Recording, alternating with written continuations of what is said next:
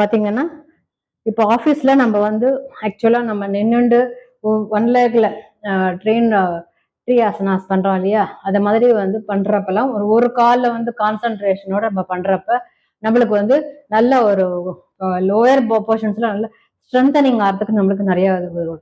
இப்போ நம்மளால வந்து தனிப்பட்ட முறையில் நிற்க முடியாது அப்படின்னா, நீங்க உங்க ஆஃபீஸ்ல ஒருவேளை வேலை செய்யற இடத்துல வந்து ஒரு ரெஸ்ட் ரூம் இருக்கலாம், இது மாதிரி கார் பார்க்கிங் மாதிரி விண்டோஸ் இருக்கிற போர்ஷன்ஸா நீங்க போய் பார்த்துட்டீங்கன்னா, அங்க என்ன பண்ணணும்னா இதே மாதிரி நீங்க நல்லா பிடிச்சுக்கணும். அதாவது இப்படி நமஸ்காரம் பண்ற மாதிரி இப்படி வச்சுக்கணும், இதை ஹேண்டில் பண்ணிக்கணும்.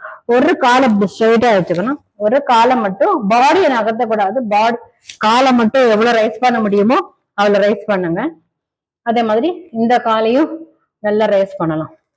அது மாதிரி என்ன பண்ணலாம்னா ஒரு ஹாப் நொண்டி பிடிக்கிற மாதிரி வச்சுக்கலாம். கொஞ்ச நேரம் கையை இப்படி பிடிச்சுக்கோங்க, அப்புறம் விட்டுடுங்க.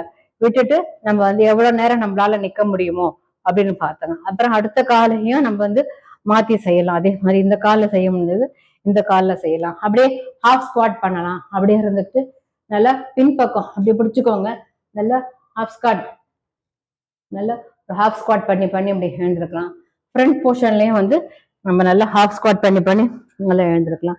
ரெண்டாவது அதெல்லாம் விட நம்ம வந்து பாதத்துல வந்து நம்ம நல்லா ஹை ஹீல்ஸ் அப்பப்ப நம்ம வேலை முடிஞ்சுட்டு ஏதாவது ஒரு ஸ்ட்ரெச்சஸ் கொடுக்குற மாதிரி என்னன்னா சேர்ல வச்சுட்டு நம்ம என்ன பண்ணணும், இப்படியே மேலே கீழே கொஞ்சம் கொஞ்சமா ஒரு 10 டைம்ஸ் பண்றப்ப காலில் வந்து நம்மளுக்கு வந்து நீஸ் இதே ஏஜ் எல்டர்ஸ்ல என்ன பண்ணணும், சேர்ல உட்காந்துட்டு ஒரு 50 தடவை 100 தடவை எப்படி காலை வந்து அவங்க பெடல் பண்ற மாதிரி பண்ணாலே அவங்களுக்கு கால் வந்து இருக்கும். அது மாதிரி ஸ்மைலிங் பால் வாங்கி வச்சுக்கணும்.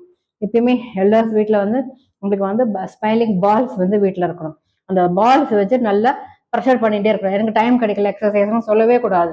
அப்ப என்ன பண்ணலாம், இந்த பாலை வச்சுக்கிட்டு நம்ம ஃப்ரீ டைம் இருக்கிறப்போ பெரிய அமுத்திட்டு அந்த அந்த வயசானவங்களுக்கு அந்த ஹோல்டிங் கெப்பாசிட்டி வந்து ஒரு ஏஜாக போயிடும். ஹோல்டிங் எதுவுமே பிடிக்க முடியாது.